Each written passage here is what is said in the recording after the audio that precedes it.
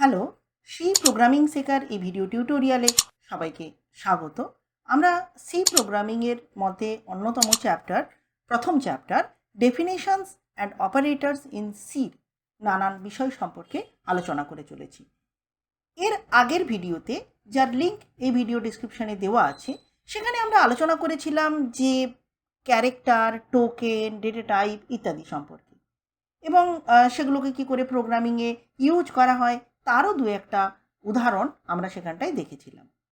তো সেই আলোচনা করতে গিয়ে আমরা একটা ছক বা চার্ট বলেছিলাম, যে এই চার্ট 1, যেখানটায় টোকেন কত রকমের হয় সেটার কথা আমরা বলেছিলাম। তো এই keyword, identifier, constant, string, special symbol, এগুলোর মানে ডেফিনেশনস বা এগুলোর ইউজ কী রকম হয় সেগুলোর কথা আমরা অল্প বিস্তর আলোচনা করেছি। কিন্তু যেটা আমরা একদমই আলোচনা করিনি সেটা হচ্ছে এই এফে অপারেটর। এখন এই অপারেটর হচ্ছে 8 রকমের। এই 8 রকম অপারেটরকে আমরা এই ভিডিও থেকে আলোচনা করতে শুরু করব, এর ব্যবহারগুলো সম্পর্কে আলোচনা করতে শুরু করব। তাহলে আমরা চলে যাই যে এই চার্ট 1-এর এফ যে অপারেটর আছে তার আলোচনায়। অপারেটরস অর্থাৎ ওই রেফারেন্স এফ চার্ট 1 থেকে পেজ 1.2-তে যেটা আমরা বলেছি। তাহলে অপারেটরের প্রথমে ফর্মাল ডেফিনেশনটা একটু দেখে নেওয়া যাক। And operators are used in programs to manipulate data and variables. অর্থাৎ প্রোগ্রামের মধ্যে ডেটা মানে 1, 2, 3, 4 এগুলোকে বলছি আমরা ডেটা, আর ভেরিয়েবল মানে এক্স, ওয়াই, সাম ইত্যাদি ইত্যাদি যে সমস্ত ভেরিয়েবল বা আইডেন্টিফায়ার আমরা তৈরি করি সেগুলো। তো সেগুলোকে নিয়ে কাজ করার জন্য, ম্যানিপুলেট মানে কাজ করার জন্য আমরা যে জিনিসের ব্যবহার করি তাকেই আমরা বলি অপারেটর। আসলে আরও বলি, ভালো করে বলা যাক যে operator is a symbol that tells the computer to perform certain mathematical or logical manipulations. অর্থাৎ অপারেটর হলো একটা চিহ্ন, আদতে এটা একটা চিহ্ন যা কম্পিউটারকে বলে দেয় যে তুমি এই যে 1, 2, 3, 4 অথবা A B C D X Y Z এই যে ভেরিয়েবলগুলো এলো সেগুলোকে নিয়ে তুমি কী করবে, তুমি কি যোগ করবে নাকি তুমি কি বিয়োগ করবে নাকি তুমি তাদের মধ্যে গুণ করবে, তো কী কাজটা করবে সেই কাজটা এই অপারেটর বলে দেয় কম্পিউটারকে। আমরা যেমন চার্ট 1-এ দেখেইছি যে there are 8 types of operators used in C, such as arithmetical, logical, relational, assignment, bitwise operator, special operators ইত্যাদি ইত্যাদি। তো আমরা প্রথম শুরু করি অ্যারিথমেটিক অপারেটর সম্পর্কে।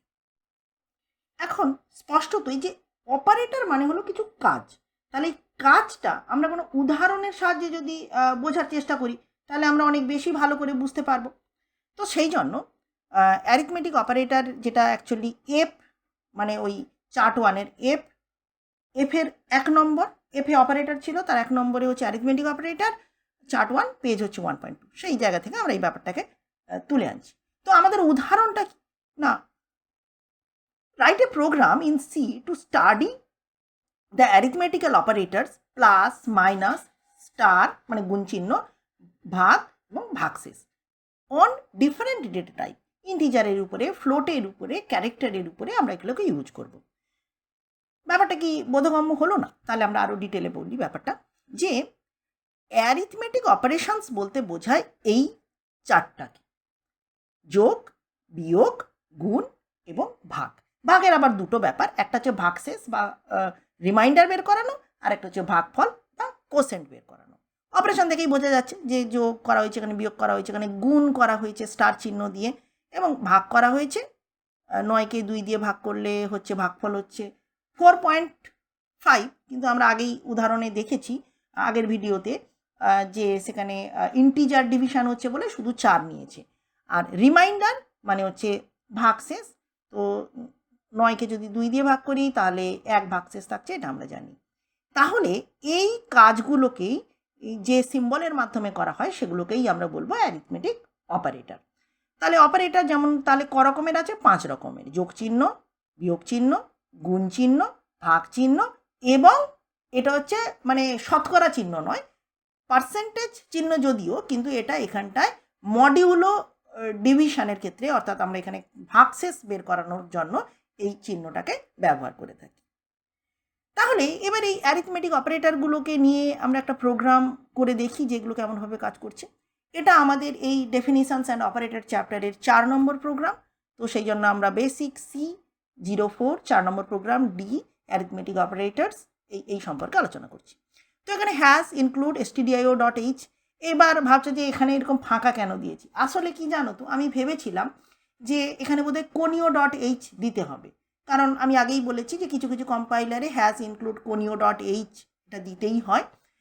তো যদি দেখো যে তোমার নিজের কম্পিউটারে এটাকে রান করাতে গিয়ে অথবা তুমি যে ইনস্টিটিউশনে পড়ছো সেখানটায় করতে গিয়ে যদি তুমি দেখো যে না stdio.h তো দিতেই হচ্ছে, তার সঙ্গে conio.hও দিতে হচ্ছে, তাহলে কিন্তু তুমি তোমার নোটস যখন তুমি তৈরি করবে তখন এই জায়গাটা এটা লিখে নিও যে হ্যাজ ইনক্লুড conio.h। যাকে এবার আমরা কি বলি যে দেখো এখানে আমরা বলেছিলাম যে ইন্টিজার, ফ্লোট, ক্যারেক্টার সবগুলোর উপরেই আমরা অপারেশনগুলো করে করে দেখব। তো সেই জন্য আমরা এখানে করেছি কি, ইন্টিজার নিয়েছি ABC নিয়েছি, ফ্লোট নিয়েছি XYZ, এবং ক্যারেক্টার একটা নিয়েছি। ক্যারেক্টারের ভেরিয়েবলের নাম আমরা দিলাম কোনো ABCD নাম না দিয়ে আমরা বললাম যে আলফা, একটা মানে শব্দ ধরে নিলাম যে আলফা হচ্ছে আমাদের একটা ভেরিয়েবল যার মধ্যে আমি কোনো ধরনের ক্যারেক্টারকে স্টোর করতে পারি। তো প্রথমে আমরা ইন্টিজার নিয়ে খেলা করে একটু দেখি। খেলা, প্রোগ্রামকে সবসময় তুমি খেলা হিসেবে ভাববে, তাহলেই দেখবে ভালো লাগবে শিখতে। তাহলে A = 7 নিলাম, B = 3 নিলাম, সির মধ্যে আমরা A আর বিকে যোগ করে এখানটায় আমরা সামটা দেখলাম যে যোগ হচ্ছে কি না, বিয়োগ হচ্ছে কি না দেখলাম। তারপরে আমরা একটা গুণ করলাম, -2 দিয়ে গুণ করলাম, মানে কোনগুলো বলো তো, এখানে যে অপারেশনগুলো আছে না সেই অপারেশনগুলোই আমরা কিন্তু একে একে করেছি। এতে কত আছে 7, 7-এর সঙ্গে -2 গুণ করলাম, দেখলাম যে আমাদের উত্তর আসবে কি না। ভাগ ফল বের করালাম 9কে 2 দিয়ে ভাগ করে, ইন্টিজার ডিভিশন যদিও, এবং 9কে 2 দিয়ে ভাগ করে ভাগশেষ কত, রিমাইন্ডার কত সেটা বের করালাম। এবার তার আউটপুট এখানে পরপর পরপর আসবে, সেটা আমি ইচ্ছা করে লিখিনি, আমি রান করাবো এই প্রোগ্রামটাকে, এবং তোমরা যখন নোট করবে তোমরা তোমাদের কম্পিউটারে এটাকে রান করিয়ে এখানে যে আউটপুটগুলো হবে সেগুলো একটু লিখে নেবে, যদিও আমি এখানে রান করাবো। তাহলে এই জায়গাটা বোঝা গেছে যে ইন্টিজার নিয়ে আমরা কাজ করলাম অপারেটরকে ব্যবহার করে। এবার আমরা ফ্লোট মানে দশমিক সংখ্যা নিই। দেখো দশমিক এখানে x এর মান হচ্ছে 2.34, কিন্তু ওয়াইটা আমরা ইন্টিজারে লিখেছি, কিন্তু আসলে দেখো 3 আর 3.0 দুটো তো আদতে একই মান, মানে ফ্লোটিং পয়েন্ট ভ্যালুর মধ্যে তুমি পূর্ণ সংখ্যাও রাখতে পারো আবার দশমিকও রাখতে পারো, কিন্তু ইন্টিজারের কোনো ভেরিয়েবলের মধ্যে কেবলমাত্রই পূর্ণ সংখ্যা রাখতে হবে, সেখানে কিন্তু কোনো দশমিক সংখ্যা রাখা যাবে না। মানে ফ্লোট ব্যবহার করলে তুমি পূর্ণ সংখ্যাও রাখতে পারো, দশমিকও রাখতে পারো, তোমার রাখার মানে যে কোনো ধরনের ভ্যালু রাখার যে ক্ষমতাটা সেটা কিন্তু ফ্লোট ব্যবহার করলে বেড়ে যাবে। তাও সব জায়গায় তাই বলে তুমি বলবে তাহলে আমি ফ্লোটই ব্যবহার করবো আর ইন্টিজার ব্যবহার করবো না, না সেটা করলে হবে না। ফ্লোটের একটা আলাদা গুরুত্ব আছে, ইন্টিজারের একটা আলাদা গুরুত্ব আছে। তো যেখানে দশমিক হচ্ছে না, মানে হবে না এরকম আমার ধারণায় আসছে, সেখানে আমার ফ্লোট না ব্যবহার করাটাই ভালো। যাকে তো আমরা একই রকমভাবে এখানেও C = a+b যেমন করেছি, তেমনি Z = x + y করেছি, যোগ করেছি, বিয়োগ করেছি, এই গুণ করেছি। গুণ করার সময় 9 × 2 লিখে দিলে কিন্তু 18 হয়ে যাবে। তো এই যে 9 এবং 2 এরা যে দশমিক সংখ্যা এবং তাদের গুণ করলে যে দশমিক এলেও আসতে পারে, তো সেটা বোঝানোর জন্য 9.0 আর 2.0 এইটা করেছি। আমরা এর আগের ভিডিওতেও প্রোগ্রাম করতে গিয়ে একদম দেখেছি যে আমাকে এই 9.0 এই ব্যাপারটা লিখতে হয়, সেটাও নিশ্চয়ই তোমরা আগের ভিডিও থেকে খেয়াল করেছো। এরপর আমরা ভাগশেষ বের করিয়েছি, সেই একই 9.0 আর 2.0 এইরকম করে পার্সেন্ট চিহ্ন দিয়েছি, তাহলে তার থেকে ভাগশেষ বা রিমাইন্ডারটা বেরিয়ে এলো। তাহলে দেখো একটু খেয়াল করে দেখো, এইটা নোট বানানোর সময় দেখো প্রোগ্রাম লিখতে গিয়ে কিন্তু তোমার প্রোগ্রামটা একদম পেজ ছাড়িয়ে পরপর অন্য পেজে চলে যাবে, কারণ এটা তো লম্বা প্রোগ্রাম, তাই না? কিন্তু তুমি এরকম মানে পেজকে মুড়ে হাফ করে নেবে, A4 সাইজ কাগজ যখন নোট বানাবে হাফ করে নেবে এবং একটা পেজের মধ্যেই প্রোগ্রামটাকে রাখবে, তাহলে তোমার চোখে দেখতে সুবিধে যে একদিকে আমার হচ্ছে কি এখানে ইন্টিজারের কাজটা হয়েছে, এই জায়গাটায় আমি ফ্লোটিং পয়েন্ট নিয়ে কাজ করেছি, এবং একটু জাস্ট ছেড়ে, এই ফাঁকটার কোনো গুরুত্ব নেই কিন্তু তোমার বোঝার সুবিধের জন্য একটু ফাঁকটা ছেড়ে যে এবার আমি ক্যারেক্টার নিয়ে কাজ করে দেখি কী জিনিসটা হচ্ছে। তো আলফা আমাদের বলেছিলাম যে আমরা ভেরিয়েবল নেব, এবং আলফার মধ্যে আমরা পি মানে কিন্তু এখানে ABCD এই যে পি পি, হ্যাঁ, পি ক্যারেক্টারকে নিয়েছি। এবার তোমরা জানো অ্যাস্কি কোডের ভ্যালু আছে, তাহলে ASCII value of P % D দিলে কি হবে, ওই আলফার মধ্যে কত আছে, পি আছে, আর পির যে অ্যাস্কি কোডের ভ্যালু সেইটা দেখাবে।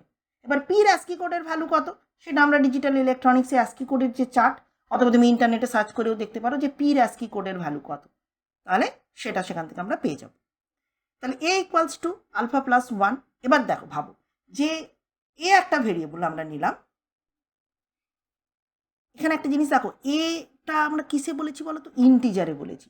তার মানে যে আলফা প্লাস 1, আলফা হচ্ছে গিয়ে ক্যারেক্টার, তো এই ক্যারেক্টারে তুমি 1 যোগ করছো এবং সেটাকে স্টোর করছো একটা ইন্টিজারের ভিতরে এর মধ্যে। তাহলে এখানে ঘটনাটা কি হবে না, ঘটনাটা এটাই হবে যে আলফার যে অ্যাস্কি কোডের ভ্যালু যাই হোক না কেন, সে যা ভ্যালুই হোক, 30, 40, 50 যাই হোক, একটা কিছু তো ভ্যালু হবে, আমরা প্রোগ্রাম রান করালে আরও বুঝতে পারবো, তার সঙ্গে 1 যোগ হয়ে, ধরো 50 যদি হয়, 50-এর সঙ্গে 1 যোগ করে 51, সেই 51 ভ্যালুটা এর মধ্যে স্টোর হবে। 51 তুমি ধরে নিও না, মানে যা পির যা অ্যাস্কি কোডের ভ্যালু হবে আমরা রান করালে দেখবো সেইটা স্টোর হবে এবং সেটাই এখানে দেখাবে। হলো? এবার দেখো, তাহলে এবার আমরা একটু দেখে নিই যে অ্যাকচুয়ালি কী হয় বলো তো, পির পরেই আসলে কি থাকে, কিউ থাকে। তো সেইটা আমরা একবার চেক করে নেব যে আচ্ছা কিউ এর অ্যাস্কি কোড ভ্যালু কত আর বড় হাতের কিউ এর অ্যাস্কি কোড ভ্যালু কত। ব্যাপারটা তোমার কাছে স্পষ্ট হচ্ছে না, তাই না? তো প্রোগ্রামটা আমরা রান করালে এই জায়গাটা আরও স্পষ্ট হবে। যাই হোক, আমি এখন তাহলে চট করে বলে দিই ব্যাপারটা, যে বি আরেকটা ইন্টিজার নিলাম, তার মধ্যে আমরা ছোটো হাতের কিউ বড় হাতের কিউকে যোগ করলাম এবং আলটিমেটলি দেখবে যে এই ভ্যালুগুলো যোগ করলে যা হবে সেইটা এখানে দেখাবে এবং তোমরা রান করিয়ে যথারীতি এখানে একটা লিখবে। তো আমরা এই প্রোগ্রামটাকে রান করাই। তার জন্য প্রথমে আমি টার্বো সি খুলে নেব,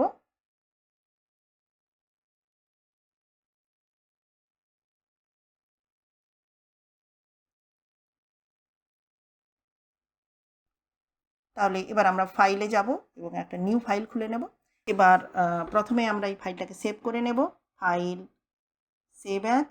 এটা সেভ হবে কোথায়, বেসিক, কারণ আমরা বেসিকের প্রোগ্রাম করছি এবং তার মধ্যে ডেফিনেশনস অপারেটর তার মধ্যে যাচ্ছি, তাহলে এইটার মধ্যে আমরা এই প্রোগ্রামটাকে সেভ করব। তো আমাদের এই প্রোগ্রামের নাম হবে বেসিক সির 04 প্রোগ্রাম, যেহেতু ডেফিনেশন তাই d.c। এবার আমরা প্রোগ্রামটাকে টাইপ করে ফেলি। আশা করি তোমরা প্রোগ্রামটাকে খাতায় নোট করে নিয়েছো, তো সেইটাই যা আছে সেরকম দেখে আমরা পরপর এটাকে টাইপ করব। প্রোগ্রামটা অনেক লেংদি বলে আর তোমাদের আমি টাইপ করাটা দেখালাম না, যে তোমরা এটা টাইপ করে নিতে পারবে, নিশ্চয়ই পারবে। তাহলে আমাদের প্রোগ্রামটা টাইপ করা শেষ হলো, এবার আমরা ফাইলে যাব, সেভ করে দেব। এবার দেখে নাও যে একবার আমি এখানে কি করেছি। প্রথমে এখানে আমরা stdio.h দিয়েছি, conio.h দিইনি, কারণ আমার কম্পিউটারে conio.h ছাড়াই রান করে যায়। যদি এরার দেখায় তো তোমাদের কম্পিউটারে হয়তো এরকমই হয়ে যায়, আর না হলে conio.hটা দেবে, হ্যাজ ইনক্লুড conio.h দেবে। অ্যাকচুয়ালি conio.h এখানে দিয়ে দিলেও কোনো ভুল নেই, তো আমি দিয়েই দিচ্ছি, ধরো হ্যাজ ইনক্লুড conio.h দাওয়াই থাক, অসুবিধা আর কি। বেশ, এবার দেখো প্রথমে আমরা ভেরিয়েবলগুলো নিয়েছি, ইন্টিজারের মধ্যে, ফ্লোটের মধ্যে, ক্যারেক্টারের মধ্যে আলফা নিয়েছি, সিএলআর এসসিআর করেছি কারণ স্ক্রিনটাকে আমাদের একটু ক্লিয়ার করতে হবে। তারপর এই স্ট্যান্ডায় আমরা a = 7, বির ভ্যালু নিয়েছি 3, তারপরে যোগ করেছি, বিয়োগ করেছি, গুণ করেছি, ভাগশেষ এগুলো বের করিয়েছি। পরের স্ট্যান্ডায় আমরা ফ্লোটিং পয়েন্ট নিয়ে কাজ করিয়েছি, আচ্ছা, ভাগফল বের করিয়েছি, ভাগশেষ বের করিয়েছি, এবং তারপরের স্ট্যান্ডাটায় আমরা ওই ক্যারেক্টার নিয়ে কাজ করেছি, যে পি নিয়েছি আলফার মধ্যে, তারপরে পির অ্যাস্কি কোড ভ্যালুটা কত দেখার চেষ্টা করেছি, তারপরে তার সঙ্গে 1 যোগ করেছি। এই জায়গাটা আমি আরও আসবো আলোচনায়। তো এবার এটাকে আমরা একটু সেভ করে নিই, সেভ, ইয়েস, কম্পাইল করি। কি এরার দেখাচ্ছে, তাই না? কেন এরার দেখাচ্ছে, কোথায় এরার দেখাচ্ছে, এইখানে এরার দেখাচ্ছে। কেন এরার দেখাচ্ছে দেখো, এটা আমি ইন্টেনশনালি করেছিলাম। ভেবে দেখো যে আচ্ছা কি এরার দেখাচ্ছে, একবার আগে সেটা আমরা দেখে নিই। এখানে এরার দেখাচ্ছে illegal use of floating point. এর মানে কি, এর মানেটা এটাই হলো যে দেখো তুমি যখন ভাগশেষ বের করাচ্ছ তুমি মনে করো তো যখন তুমি ভাগ করো কোনো সময় তোমার কি ভাগশেষে দশমিক সংখ্যা আসে? কখনো আসে না, তাই না? তাহলে ভাগশেষ সবসময় বের করানোর জন্য আমাকে পূর্ণ সংখ্যা নিতে হবে। এই জায়গাটা তোমরা একটু নোটে ঠিক করে নিও। বেশ, এবার আমি যদি কম্পাইল করি, এবার কিন্তু আর কোনো এরার নেই, কারণ ভাগশেষ সবসময় পূর্ণ সংখ্যা হয়। তাহলে আমাকে পূর্ণ সংখ্যার সঙ্গে পূর্ণ সংখ্যাই ভাগ করে আমরা ভাগশেষটা বের করাবো। তো এটাই হচ্ছে সির ক্ষেত্রে ব্যাপার। তাহলে ফাইলে গিয়ে আর একবার সেভ করে নিই। ব্যাস, ইয়েস। এবার আমরা একে রান করাই। প্রথম স্ট্যান্ডাই হচ্ছে যোগ, বিয়োগ, গুণ, ভাগ, আর ভাগশেষ দেখিয়েছে কার? ইন্টিজারের। তারপরে স্ট্যান্ডায় সাম, difference, product, quotient, reminder. Reminder যেহেতু তুমি দশমিকে মানে দেখতে চাইছিলে, কিন্তু হয়েছে পূর্ণ সংখ্যায় 1.0000 এমনটা লিখেছি। থার্ড স্ট্যান্ডায় আমরা ক্যারেক্টার নিয়ে কাজ করেছি। এখানে আমরা প্রথমে কি করেছি না, পির অ্যাস্কি কোড ভ্যালু কত সেটা দেখতে চেয়েছি। ওই আলফার মধ্যে পি নিয়েছিলাম, তারপরে %d করে দেখতে চেয়েছিলাম। তো পির ভ্যালু এখানে কত দেখাচ্ছে?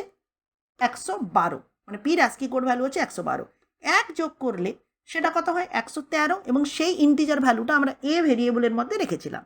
এবার শুধু শুধু আমরা কিউ বড় হাতের এবং ছোট হাতের যে তার অ্যাস্কি কোড ভ্যালু কত দেখার চেষ্টা করেছিলাম। তুমি খেয়াল করে দেখো, পির ভ্যালু হচ্ছে 112, 1 যোগ করলে 113 হচ্ছে, তাহলে 113টাই হবে ছোট হাতের কিউর অ্যাস্কি কোড ভ্যালু। তো সেই অ্যাস্কি কোড ভ্যালুটা এখানে দেখিয়েছে। কিউ এর অ্যাস্কি কোড ভ্যালু হচ্ছে 113, আর বড় হাতের কিউ এর অ্যাস্কি কোড ভ্যালু কিন্তু আলাদা, 81। বেশ, এবার আমরা কি করেছিলাম? এবার আমরা করেছিলাম ছোট হাতের কিউ আর বড় হাতের কিউর যোগ করেছিলাম। তো যোগ করতে কত হচ্ছে এখানে? 113 এবং 81 যোগ করতে হচ্ছে 194। সেটা এ ভেরিয়েবলের মধ্যে স্টোর হয়েছে। প্রোগ্রামে একবার আমরা বুঝে নেওয়ার চেষ্টা করি। এই যে আমরা এখানে কিউ এর ভ্যালু ছিল 113, আর বড় হাতের কিউ এর ভ্যালু হয়েছিল 81। এটা অ্যাস্কি কোডের চার্ট অনুসারে। এবার সেইটা আমরা যোগ করেছিলাম, যোগ করে আমরা ভ্যালু কত সেটা দেখতে চেয়েছিলাম, এবং সেই ভ্যালুটা আমরা বির মধ্যে রেখে প্রিন্ট করেছিলাম। এটা ভালো হয়, এটা এর বদলে তুমি যদি বি লিখে দাও তাহলে আরও বেটার। বির ভ্যালুটাই এখানে প্রিন্ট করছে। File save. তাহলে আমি আরেকবার রান করিয়ে নিই। বি ইকুয়ালস টু দেখাচ্ছি 194। তাহলে এইভাবে আমরা আমাদের যত যে সমস্ত অ্যারিথমেটিক যে সিম্বলগুলো ছিল সেগুলোর ব্যবহার করা শিখলাম। তাহলে এটা আমি কেটে দিচ্ছি। এবার কন্ট্রোল এসকেপ টিপলে এখান থেকে বেরিয়ে এলাম। বেরিয়ে আসার পর আচ্ছা চলো, এটারও এক্ষুনি আর তো কোনো দরকার নেই, এটা কেটেই দিচ্ছি। এইখানের আউটপুটগুলো যে কি হবে সেগুলো একটু তোমরা লিখে নিবে। তাহলে আজ এই পর্যন্তই। পরের ভিডিওতে আমরা আর যে বাকি 7টা অপারেটর বাকি রইল সেগুলোর সম্পর্কে একে একে আলোচনা করব। Thank you.